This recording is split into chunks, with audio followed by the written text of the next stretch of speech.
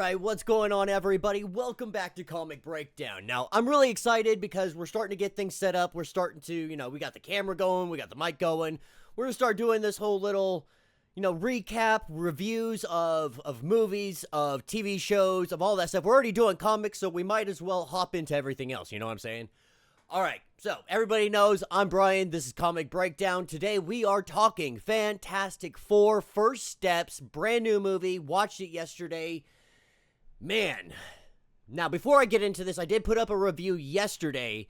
Somebody said that I spoiled some things. I don't think I did, but just to be careful, I deleted it. And this is us redoing it. This is us trying again. So my thoughts on Fantastic Four First Steps. Right off rip, I wasn't hugely excited to see this movie. I think the only thing that really brought me into this was the fact that Avengers Doomsday is just on the horizon, but we also have Galactus, and I love Galactus. Anytime I get an opportunity to see Galactus, I'm there for it.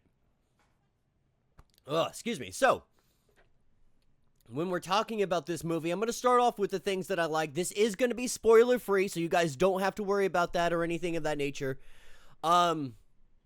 Right off rip, the thing I liked the most was the 70s retro futuristic vibe. It really did that early Fantastic Four, back in the day feel to it. The costume design, the almost Jetson-like aspects of the Fantastic Home, everything that they built, so on and so forth. Pretty much, they turned the entire, their world, their Earth, into the word I'm thinking of, the Jetsons.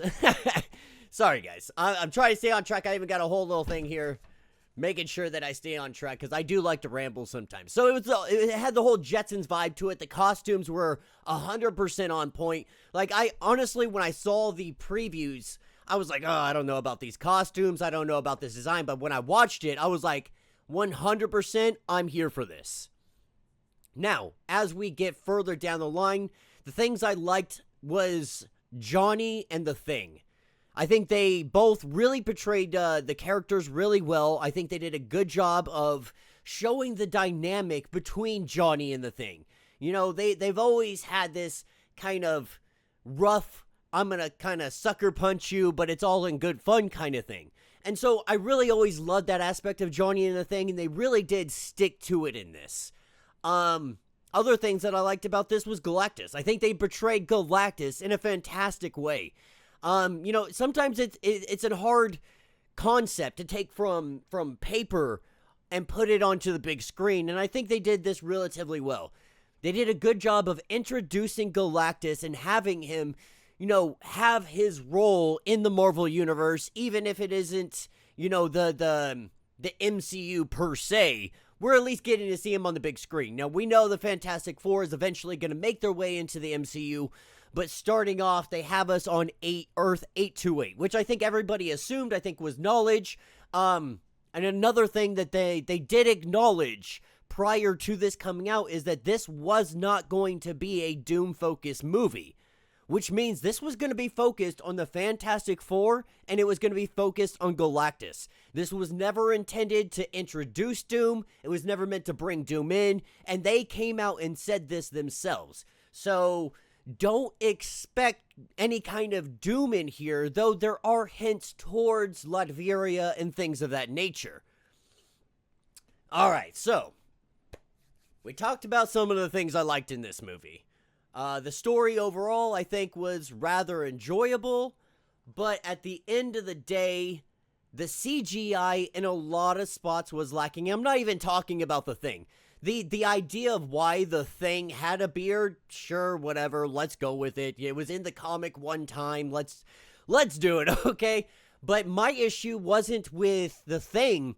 It was with Johnny's flames. It was with Franklin Richards as a baby. It was with all kinds of different aspects within this movie. And the CGI was just all over the place. In some spots, it's really good. In other spots, it was just horrible. and this isn't just a Marvel issue. This is an issue with movies in general. CGI has been all over the place. And it used to be really good. I don't know what happened. I think it's just this rush to try to get it out as fast as possible. And so they're not really going for quality. And another thing, Franklin Richards CGI, he's a little baby. And I don't know what it is. CGI has never been able to get babies done correctly. I don't know what it is. But they just can't do babies right. The story was missing some elements. Like I mentioned, they already said that Doom wasn't going to be a huge part of this story. And I think that's a swing and a miss. I think not having Doom an intricate part of this story definitely takes away from it. I understand, there's some comics that introduce Doom as part of the Fantastic Four. He goes up into space with them, while others don't do that as much. And I think the 2005 movie and all those, they really took from that, and they were like, all right, we're going to run with this. This Fantastic Four is saying, we're not going to do that. We're not going to have Victor Von Doom as a member of the space shuttle that goes up there. He's going to go on a different path. He's going to go follow the OG comic. And I don't hate the idea, but after being a long-time comic reader, it's just so hard watching something that has Fantastic Four in it, especially when we're talking about their origins, when we're talking about them coming up, and it not having Doom in it. It just feels lacking, but it's not a game changer. You know what I mean? It's not going to be like, oh, this is what makes it bad.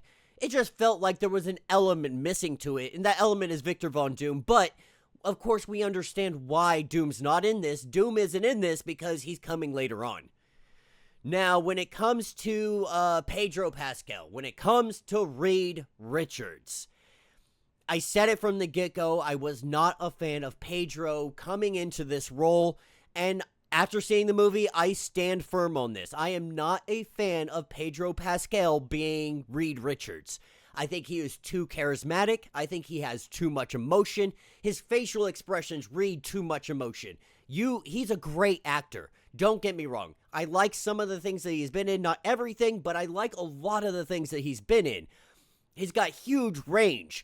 But when we're talking about Reed Richards, I expect someone more like Spock than I expect somebody like Pedro Pascal, who you can read emotionally all over his face without him having to say a word.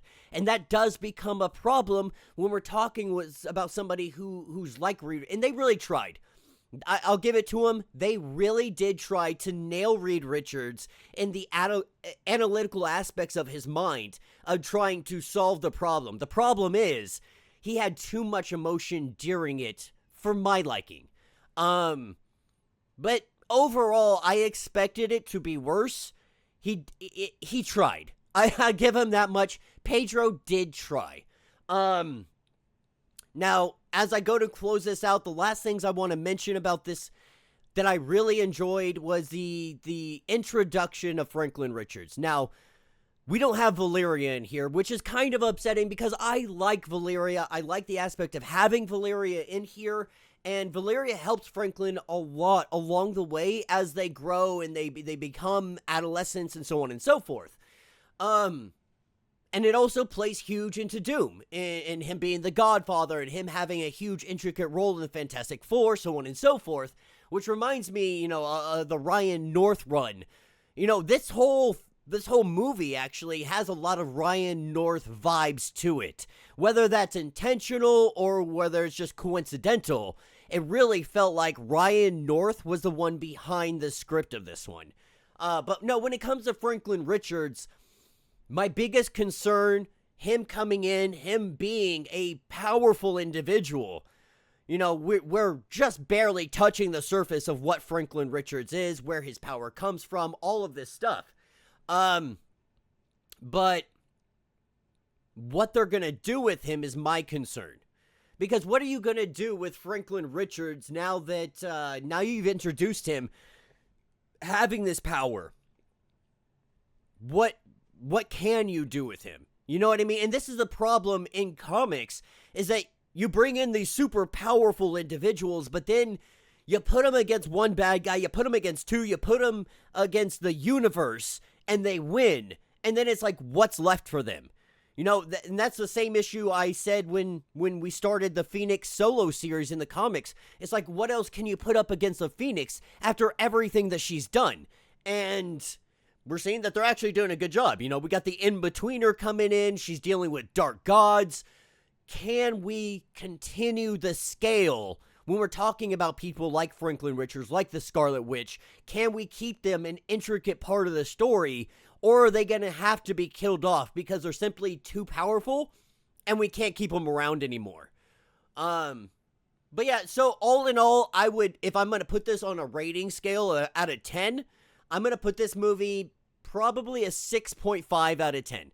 It's not the worst movie I've ever seen. Definitely not the best movie I've ever seen.